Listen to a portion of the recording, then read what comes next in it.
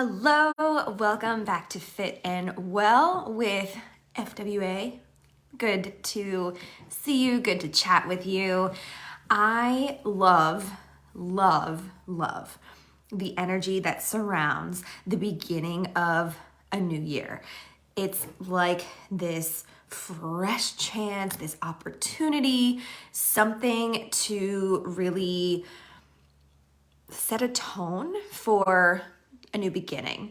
And I know that fitness professionals have varying levels of interest in the new year because we want people to live well and have those new opportunities throughout the year. Like, what's so dang special about January 1st that can't happen throughout the year?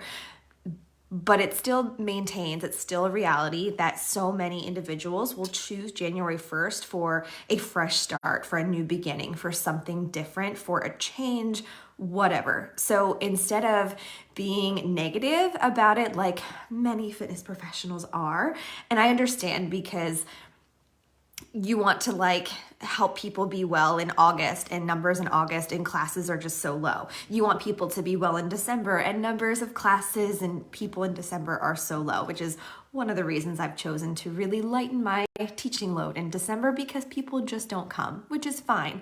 But in January, oh my goodness, do people come in mass. They want to have this newfound interest in fitness and wellness. So again, instead of being negative about it, let's embrace it. I'm choosing to embrace it this year because any kind of energy toward wanting to be a better version of yourself and finding a stronger version of yourself, dang, I'm here for that. I want to be here for you. I want to be here for that. So let's find positivity in this change of new year from December through January 1st, new year, whatever.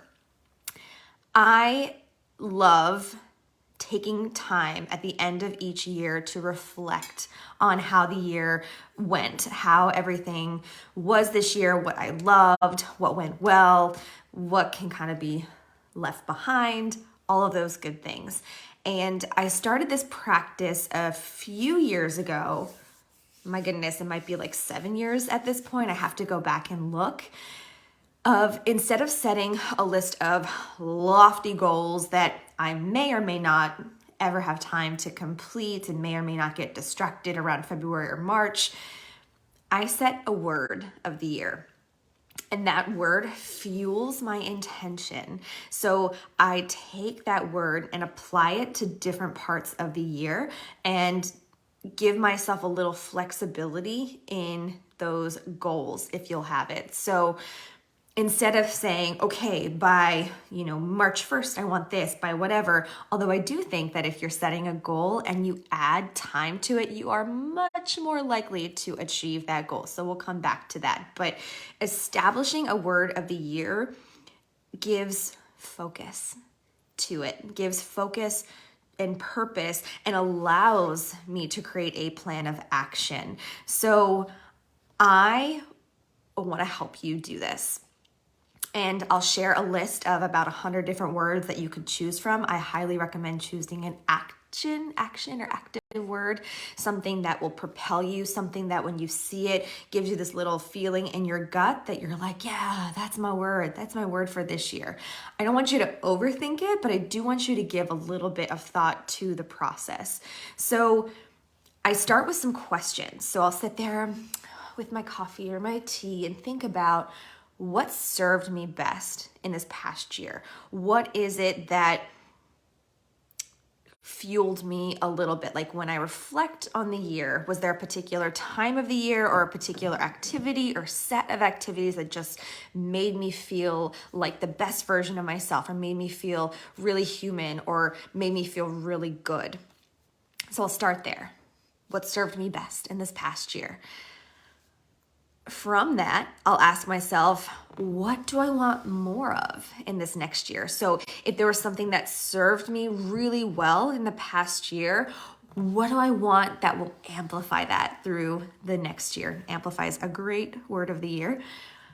Is there a particular moment or a particular activity that will keep me going through the transition to a new year? And then I'll ask myself, where did I waste time in this past year? So I start with something positive. What served me well? What do I want more of? And then I'll dive into, where did I waste time? What was it that I spent time on that I'd rather forget about? Something that maybe it was, related to scrolling a lot on Instagram, or maybe putting all of my love and energy into a particular class or location that just truthfully isn't working out.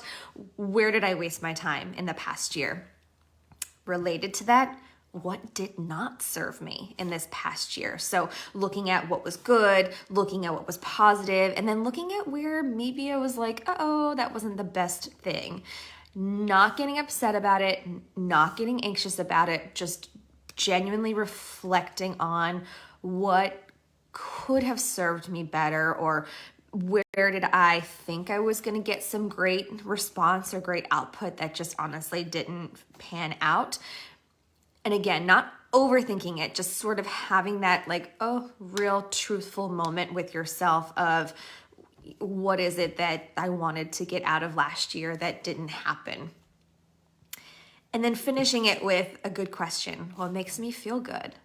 Maybe the person that you were this time last year wanted something different, tried it, maybe it didn't work out. Maybe now you have this newfound energy, this new level of understanding of yourself, this new self-awareness that will guide you into the next year. So 5 questions. What served me best in this past year? What do I want more of in this next year? What did I do that wasted my time in this past year? What did not serve me in this past year? And what makes me feel good right now? So taking all of those things and thinking about your answers to them, but not overthinking. Maybe it helps you to open up notes in your phone and just sort of jot things down, or maybe you like pen and paper, just sort of jot some very short, brief, quick, immediate response answers to those questions. And notice if there's any patterns in the answers to those 5 questions. If you start to see a pattern or start to see something that they kind of relate to each other, that can give you an idea for your word for the next year. So I know it can be easier to just sit there and write a list of goals. Here's 10 things I want to accomplish in the year. And if that serves you, cool, keep doing it. But if you're looking for something more, if you're looking for something more intentional, if you're looking for something that will guide you, will continue to guide you through the year when your excitement for and energy for the new year has sort of gone away, which happens about February 12th, right before Valentine's Day, about 6 weeks into the new year, most people tend to get phased with the whole idea of, maybe I'll try that next year, or the energy or excitement that comes with the changing of the year. So what is it that can continue to give you energy and give you hope and ground you through the next year? So once you establish that word, once you establish that idea, and for me, I'll ask myself those 5 questions, and then I'll see if I can find any commonalities, and then I'll list out potential words of the year. I'll do it in my phone. I'll just list them out, and I'll come back to that and sort of think about it, let it marinate, meditate on it. And usually one word will rise to the top, because it's just something I'll continue to see it as I go through my days. I'll be like, I'll hear it as I'm watching something or listening to a podcast. I'll see it, and then I'm like, okay, got it. That's my word. That is my word. So give yourself the opportunity to look at a few words and then sort of choose which one's going to propel you the most from there. And then what I do with that, once that word bubbles to the top, I think about how it can influence my business for the next 12 months. So I actually create like a little bit of a plan. So I'll take that word and I'll look at January and say, okay, how does this word apply to January? What can I do specifically in January that will fuel myself, fuel my business, fuel my personal life? What can I do around that word? And then I'll do it the next month and the next month. And the way that I know that it's the right word is that I can just rattle off 12 things. I can create an entire year worth of content, worth of challenges, worth of fitness. Well, for me, it's fitness and wellness related because that's what I do. If it comes so easily, that is the word. If you kind of struggle with figuring out, all right, how does this word relate to April? How does this word relate to June? Then it's time to go back to the drawing board, go back to those 5 questions, ask yourself again or refer to your answers and see if there's something maybe between the lines or between words that sort of starts to bubble up or appear. So that's my process for setting a word that gives intention for the year. This word sets the tone for the year. It allows you to refocus your energy and your time, allows you to create boundaries so that you can continue to achieve toward that word. And it helps pave this path of focused energy. And I love that. I love that about setting a word of the year. So some of my past words have included strong and action and growth and submit, I think was one of them. Kind of a strange word, but I had a lot of projects happening at that time and I wanted to like fuel projects happening. But my word for 2023 is build. I keep seeing build. I keep feeling build. So build is my word and I cannot wait to unearth what that includes in my plans for the year. I am very excited for 2023 to be all about building, and I look forward to this time next year when I can reminisce on how much was built throughout the year. So take those things. I would love to hear your process. I'd love to hear your word if you want to share it with me. I love being a champion on your journey. So please feel free to share. And good luck creating your word and intention for the year.